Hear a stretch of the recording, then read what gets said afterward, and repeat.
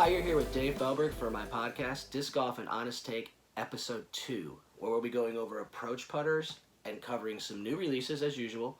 We'll do our NG giveaway, mail call, and we'll end with Legends of the Game. So, without ado, let's get started. The new releases this week that I wanted to talk about are the Paul McBeth Kong. So, the Paul McBeth Kong is a very talked about disc right now. It's selling for all kinds of money for prototypes on the internet, and it's been one of the most, I think, talked about discs of the whole year so far. So I was excited to test it. They sent me a few nice swirly ones. I picked it up out of the box. It feels really good. It's kind of flat though. I suspected it to be a little more domey based on what I saw, but it's nice and flat. And when I went out to throw it, I expected it to be really overstable, based on what people are saying, And I found it to be just like a broken-in perfect distance driver right away. I mean, right away it flipped up. I could make it S-curve. I could make it hyzer. It was, something that I could see why people are really liking it, because for all skill levels, even starting at the lower levels, you can make this disc do things, whether it's, skip hyzers for the lowest levels, or for the mid levels, it's nice long S-curves. Disccraft has added a nice disc to their line, a distance disc that is friendly. It's not so overstable that it can't be thrown. It can be used on different conditions. I think for, the lower skill levels, you can use this in the wind. It'll probably hold really well. At the upper levels, maybe they'll switch to their force or whatever on Team Disccraft for distance. But I think that in general, this is a great addition to the line, and I can see why all the hype. Everybody on the review team really liked it, and we just want to say kudos to Disccraft for making a great disc. The Kong is a great release. I'm going to give it an A. I don't know what it is, but these companies are putting out good discs this year. Now, the second one is the D2 Max, alright? Prodigy has made a new Max line for the D1, the D2, and I think the D3 is coming out and probably more. And they sent me the D1 Max and the D2 Max. And I was pretty excited. The D1 Max, the Kale LaVisca signature model, I threw it, it was overstable. It's a good distance driver. But I wanted to review the D2 Max because I feel like that's more likely the one that most people will use, including myself if I was given the option. So I went out to the field and tested it, and what I came up with is that this is a really good disc. They really done it. Their Max actually is about 10% further than their regular D1 and D2. I tested them side by side, and the D1 Max versus the D1, and the D2 Max versus the D2, and they went a good 10% further every time. One thing I can say is this plastic feels a little different than the D1 and D2 original stuff. It's got a little more give to it. It feels a little more grippy. I was able to squeeze it harder, so maybe that helped me get 10% more distance. But in general, I'd have to say that Prodigy did it. They made a disc that's 10% longer than their other discs, hence the Max. And this one right here, the D2, I'm able to throw it. It flips up flat, does a huge ride, and comes back. I can make it hold all hyzer if I want. It's not the best at resisting wind, but that's what they have the D1 for. So I think that they've done something here with the Max. Go out and try it today, and I'd have to say again, another A from another company. I mean, I know it's only the fourth review, and I've given 4 A's so far, but the companies are all putting out some pretty good discs right now. It's tough in the market. There's a lot of competition, and almost everything that people are sending me is flying pretty well. It's kind of different because when I was the champ, people would send me new company stuff all the time from Australia, New Zealand, different places, China, and the stuff didn't fly well, and I was like, man, I don't know if anybody ever figured out besides Enema or Disccraft. But now you're starting to see that all the companies are putting out something pretty good. All their new releases fly well, and the plastics feel good. So that's my review section for this week. So we had the Paul McBeth Kong, great flyer, don't forget to try that. I love the way it looks, nice low profile. And the D2 Max, which is adding a lot of distance to the Prodigy line. Alright, we're in the disc review section. As promised, this week we'll be doing approach putters. We have all the ones sitting here in front of us. Some of the companies don't have really overstable approach putters, so I had to go with their closest thing they had. But we'll take a look at it and let you know what I thought. You can see on the video here that I have been throwing them. Let's just start right here at this end and move our way across. So we have the Kosta Berg, which is a really cool new disc from Kosta. I went out and threw this one, and I found that this is a nice overstable disc. So, for all skill levels, it can be used, and almost all of these discs, again, are good for all skill levels because they're approach discs. When we get to the faster discs, we'll talk about how the skill levels change, but when it comes to approach discs, they're all about the same for everybody. But this Berg, I threw it, and you know, for the pros and cons of it, or the positives and negatives, the positive of is that it held the wind.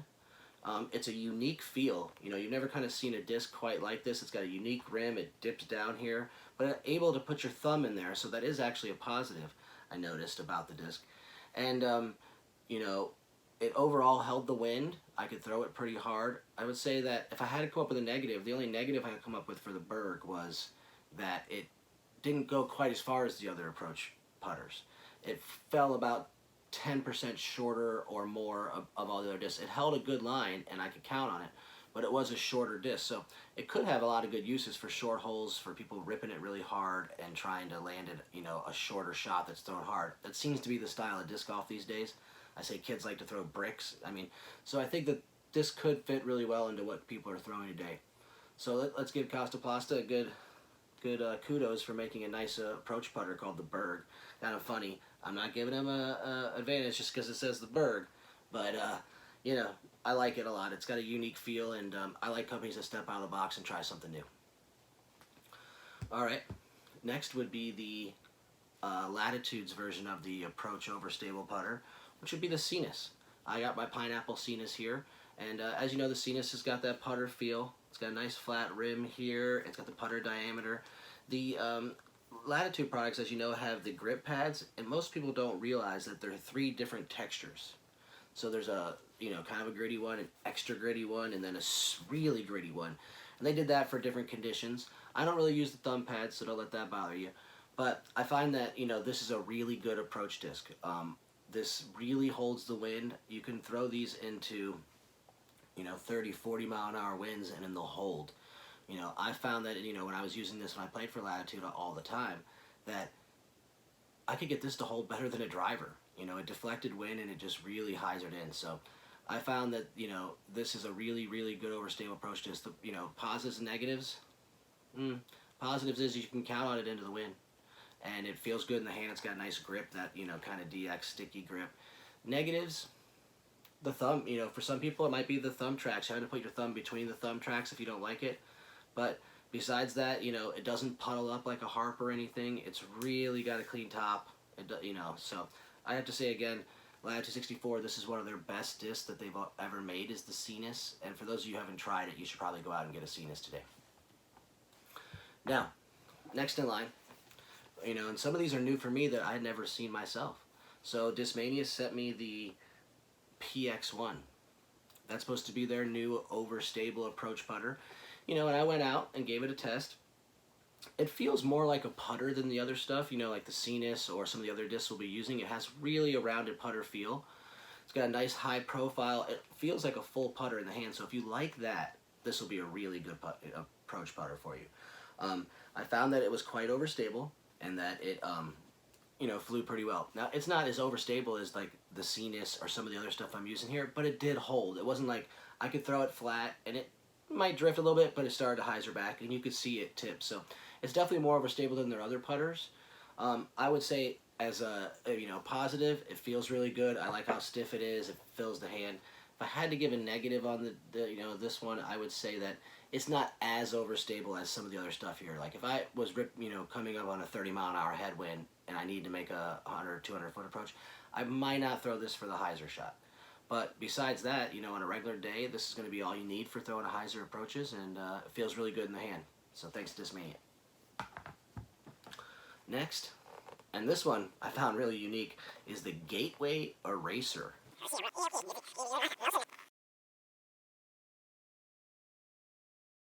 And this one I found really unique is the Gateway Warlock. So he sent this to me here. He sent me some with stamps on them. He sent me some that are blank. I like this blank one. If you look at it, it feels and looks very close to the Cenis. I mean, they're nearly on the same page. So, you know, I wasn't surprised to find out that it flew very close to the Cenis. The only difference is the plastic that I was given is a little stiffer than the Cenis I throw. But overall, it felt very similar. It had a very similar flight. It's very overstable. It holds. It was controllable. And I think that Gateway actually here, you know, a lot of you guys like the Wizard because, you know, putters are putters and you like the feel of them. Well, this is as close to a putter as you can get as approach putter. And I think that, again, he's made something here in this style of disc that's pretty good. So, go out and give this Gateway Warlock a chance. I think you'll be highly surprised. Next on the line is a really popular one this year, and kind of at the end of last year I noticed, was the AVR 3. And I think that this is a really good attempt at, I wouldn't say attempt, but a really good thing that Enema did to try to keep up with, well, Disccraft's version and, Latitude's version of this type of approach disc. If you can see, again, it's very similar to the Warlock and very similar to the Cenis, where they've kind of made a disc that's really flat across the top. It's got the rim here, and then it slants off without a bead. It flies almost identical to a Harp or a Cenis to me, I noticed. It was really overstable. Out of all the discs, it was probably second or third most overstable. It would hold really well. It hyzers into the wind. I tested it into a headwind. So I think that overall, Enema made a really good version of an overstable approach disc that you can use for all shots. So no surprise there. Didn't take them too long to add this to their line, and as I can see with their players, they're all throwing it. So it's a great addition. Great job, Enema. Now, still have a few left. Next one would be the Legacy Rekluse. And the reason I chose the Rekluse here is that, Legacy has a lot of overstable discs, but they're not known for having super overstable putters. And when I tested this Rekluse, and this is the Rekluse that comes in your player's package for the NG, by the way, and when I tested it, it flew about the distance of these putters. So I thought, hey, it belongs in this category. It is a really good overstable approach disc. And right away, you can see it's really flat. I mean, almost puddle top. And it's got a great feel. This is that metal flake plastic that they make. And I was able to throw this. This thing is super overstable. It flew on the same line as like the AVR 3 or the Cenis, and it hyzered in about the same distance as those two did, and it dropped. And I feel like, even in heavier wind situations, this is going to be a disc you can count on. And that's the one thing I've noticed so far about Tesla Legacy. They really like to make overstable discs. The Ricos always threw overstable with the Whippets and stuff like that. And I think that they enjoy a disc that goes to the left. And they've accomplished it here. So, if you haven't tried one, play one of our events, or, head to the Legacy and check out this Rekluse, because it's really overstable. It's almost a gator, I would say. So, next in line is the Prodigy A2. So this is the 300 plastic. It's a little givey. It's not their stiff version, but I like the way this feels. It's got a nice grip. It's almost like a rubber ball, but it's stiff. And I like that. I can use it in the rain. You can use it in when your hand gets real sweaty. I tested this one, and out of all the discs, this is probably the most overstable one here on the table. I mean, it just dives. You can see in the videos when I threw here that it just goes up and just dives to the left. I mean, it doesn't have a lot of glide, and maybe when you break them in, they get glide, but I don't know that. But, for me, it's just a really sharp hyzer disc, and it doesn't matter if it's 40-mile-an-hour wind, doesn't matter what direction it is. I just can put up a hyzer out to the right, and it'll go right, to the left and land, and it doesn't skip away from the basket or roll or anything. So I think that this is a really good approach disc, and Prodigy's done well with this disc. I see that, when I play with players like Austin Lytle or, some of the other local Prodigy Georgia players, I notice they all carry this disc. So, it's no coincidence that all the teammates carry it, and that I liked it so much. So great job to Prodigy on this one. The A2, a great disc. Now, moving to my sponsor, Infinite Disc. Infinite Disc, they don't have a really overstable approach putter yet. They have their putters. It's kind of stable, as we talked about last week. So the next thing up that they kind of have, and I noticed, is called a Raw. And it's not quite a full mid-range because it's not that fast, kind of like the other mid-ranges they make, but it's a really overstable approach one. And I found that this limited edition Raw is really overstable. I could throw it out, it dumps. It's not quite as overstable here as this A2, but it was pretty close. I mean, so I think that it'll hold any wind, and it kind of feels like a gator type disc in the hand. It's got that puffy rim, but it's not as big as a rock type disc, but it's not as small as a putter. So it's like one of those in-between discs, and I found that I liked it right away. So if you're looking for a good disc to throw into the wind, a nice approach disc, I would try the Infinite Raw. It really is something that I like, and it is a part of my bag. Now, next and not least is the Disccraft Zone. I've been waiting to throw this disc for a long time. years and years ago, before they made an AVR 3, you know, Disccraft had the Zone, and I watched players like Kayla Visca and these guys throw it. And I was always jealous because I was like, I wish I had a disc that I could throw that hard and short that would hyzer that much and not stand up. And they always made jokes that they had the Zone and the drone, and we didn't. And we made our jokes that we had destroyers and T-birds, and they didn't. But, you know, I really like this Zone. I like the way it feels. It's basically like the Cenis or the Eraser or the AVR 3, as you can see. But the only difference I could find in it is that it's just a little thinner, which for me is great because I have, you know, my hand's kind of big but not huge. And so I'm able to get my hand over the top of it more. So I find I can throw the Zone a little harder than the rest of them. And I really like the Zone. So, you know, it's a classic disc. It hyzers into all winds. You know, you could trust it sidearm. You could trust it overhand. It's a really good approach disc. And if you haven't tried one, go get a Disccraft Zone because it's one of the high quality approach discs. All right, well, last but not least is the MVP Envy. And this is their approach putter that's kind of overstable.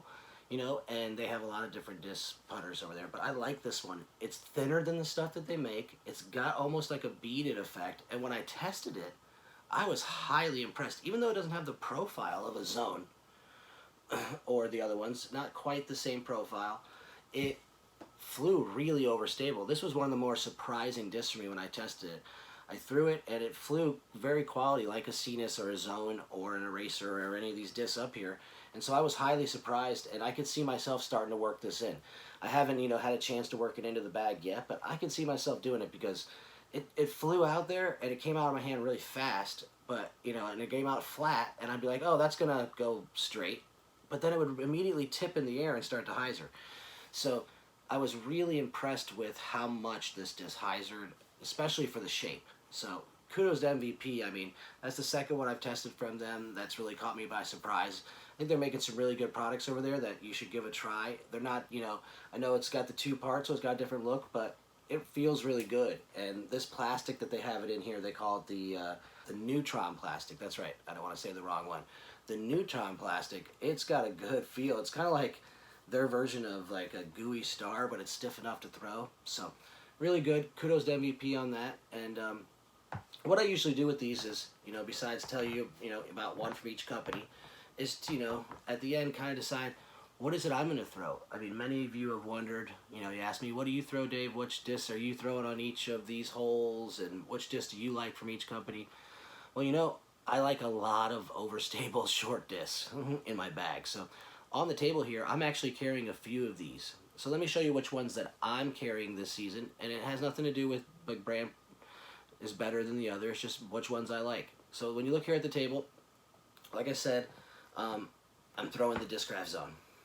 I've always wanted to throw it, so it's in my bag. I'm using it for overstable stuff. I'm trying to, you know, break it in. That and the Cenis, I kept my old Cenis because it's slightly broken in, but it still hyzers, and I can throw it, you know, do little S curves and stuff. So instead of putting a new Cenis in to replace the Cenis, I put the Zone in, and these are kind of like my 1-2. And then, you know, out of all the rest on the table, I've, you know, the one that's definitely making my bag, the Ra, you know, on certain courses, but it's the Prodigy A2. You know, I was surprised, but that I, you know, picked it out of all these discs. When I first felt them, it felt different than the rest, but I really like it. I feel like I can really trust it. I can throw it really hard into a headwind. I can skip it. So this is definitely in my bag. So these three are the ones that made my bag out of the approach putters. So throwing the A2, the Cenis, and the Zone this year. And some of these other ones here that we went through, they may make the bag throughout the year. You know, it's a long year. I like that. Like I said, the MVP one, the Rekluse, you can't go wrong with the AVR 3. And so, like I said, surprisingly, the Gateway Eraser was almost just like a Cenis or a Zone. So, you know, it's hard to make those decisions when you're picking, but I'll, you know, leave you with this. The reason I picked these three that'll go in my bag this year is that I like that it's grippy. Both the Cenis and this A2 are really grippy plastics. And I know you could probably get that in everything here, but that's what I have. So I like grippy stuff. And that's because, you know, my hand sweats a lot and it rains. And when it comes to approaching, I'm not squeezing it as tight, so I don't want it to slip out of my hand. So I really like these two. And the reason I've added the Zone is just because I find that it's going to be a multi-dimensional disc, especially in the summer when it heats up. You know, when it heats up in the summer, a lot of my rubbery ones will get kind of soft so that I can lean on my Zone, which has got a nice stiff thick plate to throw in those really hot summer situations. So those are the 3 I chose for now, and I'll keep you updated. And that is my review of approach putters. So if you have any questions, feel free to send them into mail call and let us know what you think. And next time we have our disc review, we'll be doing mid-ranges. So that'll be stuff like rocks and comets and all kinds of different things from the companies, M3s and stuff like that.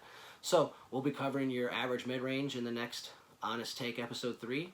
But for now, that is our disc review. All right, this is the part of the show I like to call mail call. And thank you so much for all your questions. Again, send your questions to david.feldberg@nextgendiscgolf.com.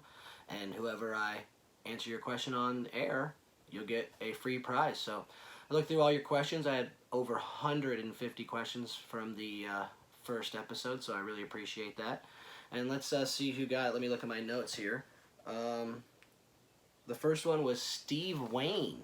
Steve Wayne writes in, everybody seems to know when to switch from throwing a putter or a mid-range, but how do you know when to throw a fairway versus a wider rim disc? So let's thank Steve Wayne. Steve, I'll be emailing you. You want to see yourself a nice package. But to answer Steve's question, yeah, it seems like people can kind of guess, oh, I can't reach with my putter, I should throw a mid-range. But a lot of times they don't know when to use their fairway versus a high-speed disc. And many people make that mistake where they feel like, wow, I could throw in my fairway there, but I chose my high speed and hyzered out, or whatever the reason is. But how do you make that decision on when to choose a fairway over a distance disc? And I think for me, how I would tell you to think about that is to realize that a fairway disc is good for all situations. If you can reach it with the fairway driver, then you probably should use it. Because it's good. You get better releases and cleaner when you're throwing 80 to 90%.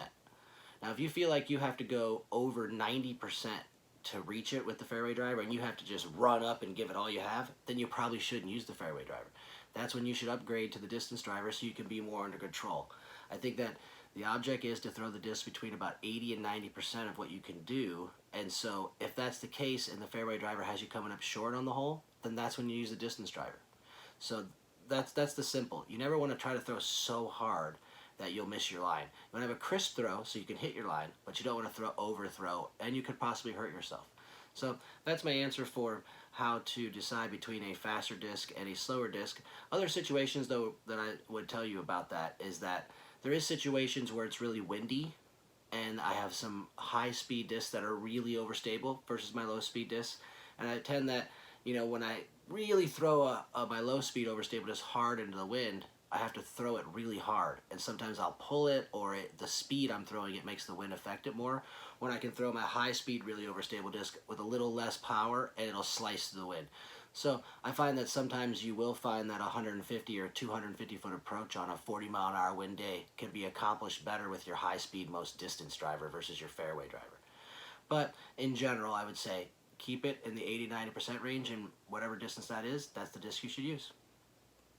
All right, question number 2 came from Aaron Cloutier, and Aaron Cloutier's question was, what are the good characteristics of a roller disc? Now, I thought that was a good question because a lot of people don't realize that throwing a roller on the ground is the same as throwing a disc in the air. It has the same stability rules. It's just that it reacts different because it's on the ground and not the air. So, when you're throwing a roller, a more overstable roller will hold the cut before flipping, and the more understable of a disc it is, the quicker it'll flip over. I think many of you know that. So, when you're looking for a good characteristic of a roller disc, it would be the same thing as trying to get a good distance turnover disc. I would tell you not to go buy one that just flips so that you could get big distance, because when it runs out of speed, it'll just kind of die and not flex back with integrity. I would tell you to go buy a mid-stable disc, break it in, and get more distance. And I think that's the same with rollers. If you throw something on the box that's flippy, it's just going to flip eventually. And if you throw something that's too stable, it's going to cut out. So what you want to do is find that mid-stable disc and break it in for a long time, or go buy one off the Lost and Found, or trade somebody for the really beat-up old fairway driver, and get it so that you can throw it, but when it hits the ground, it'll hold but still flip because it's beat up. So the rules are still the same, it's just on the ground. You know, it's almost identical. If the disc will flip up a hair and then turn over and come back, on the ground it'll hold cut a little bit and then flip over. If the disc completely flips over in the air, it's going to completely flip over on the ground. If the disc completely hyzers and it's not a roller disc, if you try to roll it, it'll just roll off. So the characteristics of a good roller disc would be the same as a good distance disc. Something that's broken in, that you can find the middle ground where you can throw different angles in the middle and still get your late flips to the right as you would get out of your distance driver. So that's what I would say for answering the question, and let's thank to Steve Wayne and Aaron Cloutier for their questions, and I look forward to a lot more of your questions in the future. All right, this is the NG giveaway section of the podcast. So a little update about NG and where we're at. The tour's been going pretty well. We're about a month and a half in. We've already had about 20 some events. We still have 150 events left, so don't miss out. Go to nextgendiscgolf.com, check our schedule. We didn't make a big announcement though. Go to our website and check out our video. $100,000 final with $50,000 cash. That's right, $50,000 cash. No joke. Go to our website, watch the video, pay attention. We're trying to do things that are unprecedented. That being said, you know, we've had a lot of good events, and I did a drawing again to find out who won. And this week it is, let's check on my little raffle sheet here. It looks to be from Bristol, Tennessee, PDJ number 82258. That's Dakota Tompkins. Bristol, Tennessee, Dakota Tompkins. You played in Tim Barr's Next Gen event, and you just won the NG giveaway for the podcast number 2. So we'll get that out in the mail to you, and thanks again for supporting the Next Generation Tour.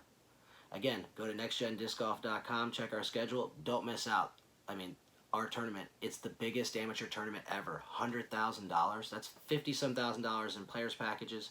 $50-some thousand in cash that we're giving you. People kept asking me and Cynthia, what are you guys going to do next? What's the one thing that you think AMs need to make it? Cash. Everybody needs cash to travel, to go places. So we gave it to you. So come out and play our events, check our schedule, and support Next Generation Tour. Let's highlight some Next Gen team members like we do every podcast. So starting on our national team, I want to talk about Steve Rico. Steve Rico is one of the greatest players of all time. PGA rating of 1020 currently. He has 126 total wins in his career in the professional. And he won his first event when he was like 13 years old in 1994. I mean, that is 3 years before I even touched a disc. And you guys think I'm pretty old. And he was already winning in the Open division. That's about 8 years before I even won an Open tournament. So Steve Rico has been out there playing in Open tournaments for many years. I think about 30, if you calculate here. It's almost 30 years, 25 years or something. So, I mean, that is a long time for, someone his age to be playing. He just turned Masters age this year, and he's been having a solid year. He's played in 9 tournaments.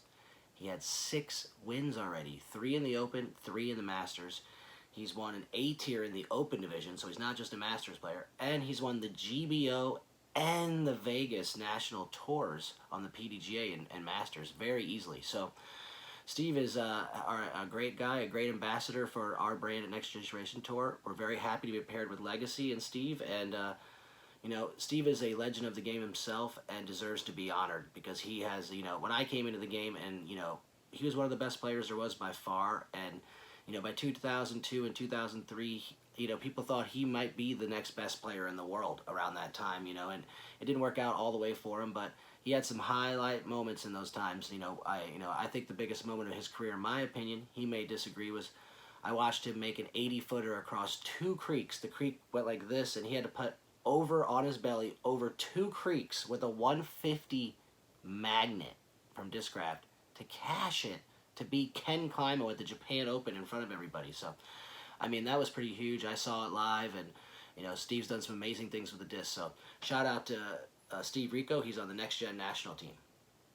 The next person I want to talk about is Trenton Higley. He's on our premier team. He is from Idaho, and he is an up-and-coming stud. He started playing around 2016, and by 2017, he was already winning in intermediate and advanced. And last year in 2018, he got second in the world under 18 in the AM Worlds in Emporia, seventh in the Next Generation Tour. His rating is 963, and it's on the way up. I seen him shoot a 1040 round and a 1030 round last year, under 18 years old. That's pretty solid. So look for him in the future. This year, he's already playing pro. He's declined cash twice. So it looks like he's coming for an AM World title. Second wasn't good enough for him, and he wants to come and win that title. But look out for Trent Higley. He's on our premier team, and he looks to be one of the next super pros of the world. So I know his rating's only 963, and that's also regional. If you look at places like where he lives, it's tough to grow your rating when there isn't any 1,000-rated players around. So shout out to Trent Higley. He's the future of the game, and he's on the premier next-gen team. Finally, I want to talk about one of our exclusive team members, Robert Cummings III. He's known as just a nice guy in the Arizona area. He's got a 961 rating. And, by 2014, he was playing in Advanced Masters, and he was top 5 in the state and pretty consistent in his area. So he dabbled, the next couple years in Grandmasters Pro, but find that didn't fit him too well, and now he's playing Advanced Men in the Phoenix area. And he had a win this year already in Advanced, so hey, go Robert. And he won an Open League. He played League and Open. It's just a sanctioned league, but Open Division, beat some good players. And, overall, Robert's a very positive spirit. He just ran an NG tournament with Tommy Guns over there, and they had over 70 players at a one-day tournament for NG. So just a shout-out to Robert. He's a really great guy. His game has gotten a lot better over the last couple years, and we're proud to have him as one of our promoters on Next Gen. So that's our update for the Next Generation Tour team. And next time, we'll highlight 3 new players. All right, we're to my favorite part of the show, which I call Legends of the Game. So this week, I am highlighting another legend of the game, Mr. PDJ number 9999. That's Ron the Rustler Russell. A lot of the players today don't know who Ron Russell was, but when I was coming up, Ron Russell was by far one of the best players in the game. It was in 1995 when he got his first win in Texas over Sam Grisafi and Mikey Sayre, who Sam Grisafi had just got second in the World Championships, and Mikey Sayre was a legend of the game. So for him to go there and beat them was like, who's Ron Russell, And he submerged himself in the tour. He got himself a van and just headed right out there and just started challenging the best in the world. He didn't do that great at first. But, in that 95, he was able to still win the Michigan Disc Golf Finals and the Lumberjack Open. And in 1996, I believe it is, let's check my notes here. In 1996, he got his first A-tier win at the Tennessee States. So it was, only 1 year later, he got an A-tier win in the Open. And by 1997, he got third in the Professional World Championships. So, he was climbing right up the ranks. People knew who he was. And he went on to get 3 top 3 Worlds finishes in his career. And in 1999, he won the World Championships. And people are like, well, yeah, it's just one world title, just like you did. But he was the first one to beat Ken Climo. And I know that doesn't seem like much, but Climo was an unstoppable force. 9 world titles in a row. He was going for his 10th world title, the unprecedented 10, the full decade. And Ron Russell broke it up.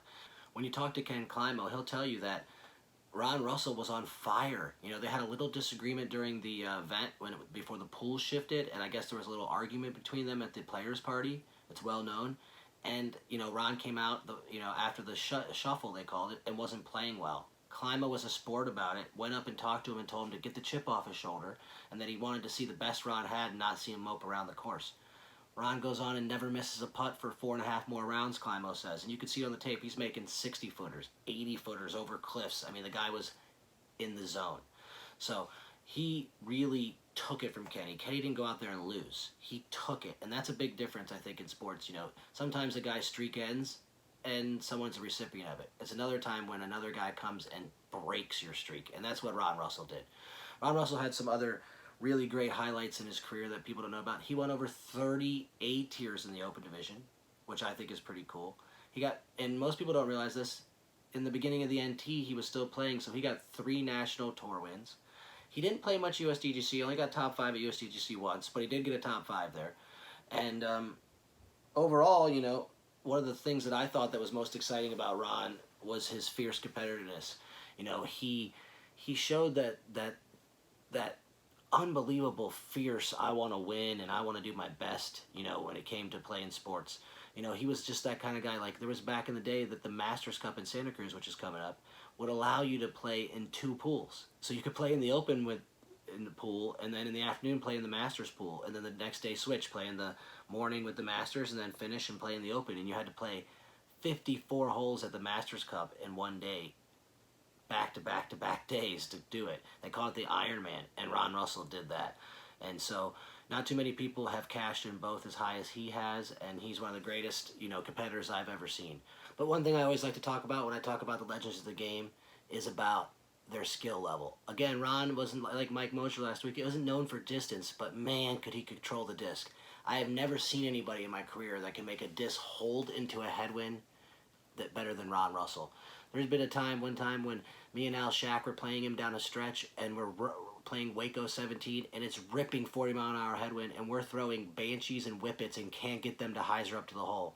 And my man pulls out a Comet, and throws it with hyzer and bases the hole to win. So, I mean, the man had wrist control like nobody else, but he was also known for his putting. You know, he wasn't Mosier where he always made his inside the putts. He would miss some of those, but his outside putting game, outside circle 2 and further, was ridiculous.